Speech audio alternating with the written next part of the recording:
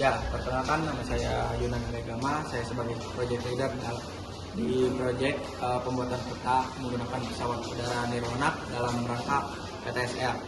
Dalam project ini berlokasi di Kabupaten Berau, kemudian project ini itu sekitar 12.000 hektar, kemudian proyek ini didanai menggunakan dana DIPA kantor pertanahan Kabupaten Berau. Di proyek ini tuh kita akan melakukan fotogrametri, yaitu pengukuran menggunakan pesawat tanpa awak. Dalam proyek ini tuh kita akan berada di lapangan. Dalam lapangan ini tuh kita pasti memerlukan sesuatu yang perlu diperhatikan, yaitu K3.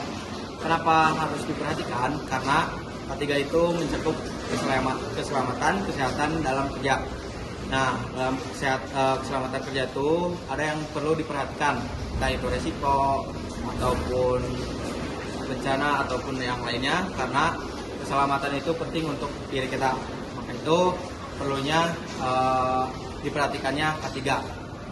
Maka kita akan lanjut ke bagian-bagian yang harus kita perhatikan. Let's go.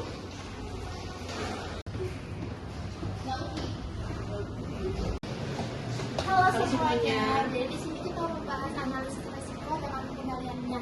Apa aja sih analisis risiko dengan pengendalian itu? Nah, yang pertama itu ada mobilisasi personel dan peralatan.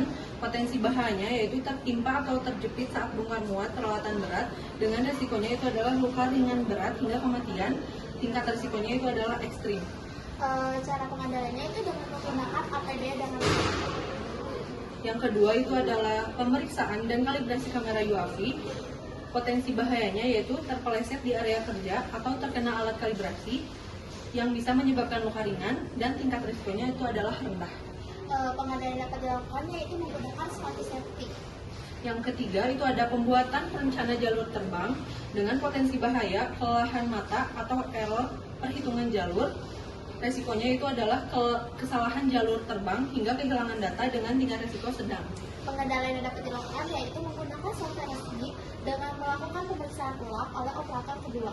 Yang keempat, ada pengambilan dan pemasangan base station, yaitu terpeleset atau jatuh terkena alat ukur, luka ringan dengan risiko rendah. Pengendalian yang dapat dilakukan yaitu pastikan kondisi tanah stabil dengan menggunakan sepatu safety, jaga jarak kerja antar personel.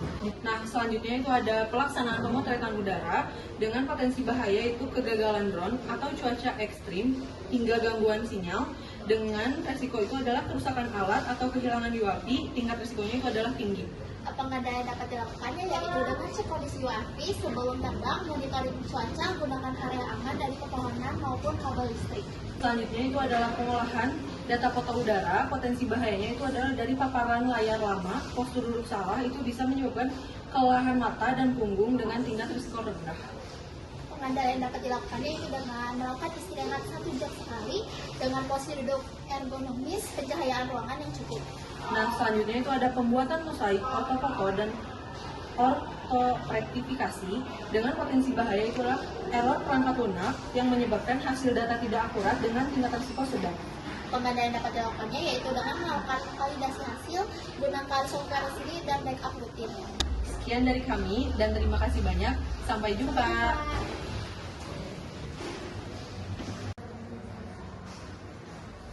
Baik, selanjutnya setelah mengetahui proyek apa yang akan dilaksanakan, kemudian daerahnya di mana, begitu pun juga dengan analisis dan pengendalian risiko yang terjadi di lapangan, tentu tidak akan afdol jika kita tidak menerapkan K3 yang sudah ditentukan, seperti khususnya adalah APD-APD yang harus digunakan.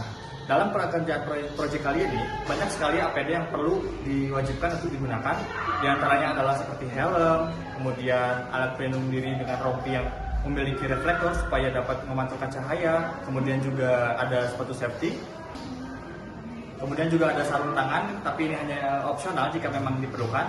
Akan tetapi jika karena ini merupakan proyek fotogrametri, maka penggunaan kacamata ini disarankan untuk digunakan karena memang kita akan selalu melihat ke arah atas, di mana mata akan mudah lelah, kemudian juga untuk mengurangi resiko paparan langsung dari matahari, maka kita perlu diadakannya menggunakan kacamata.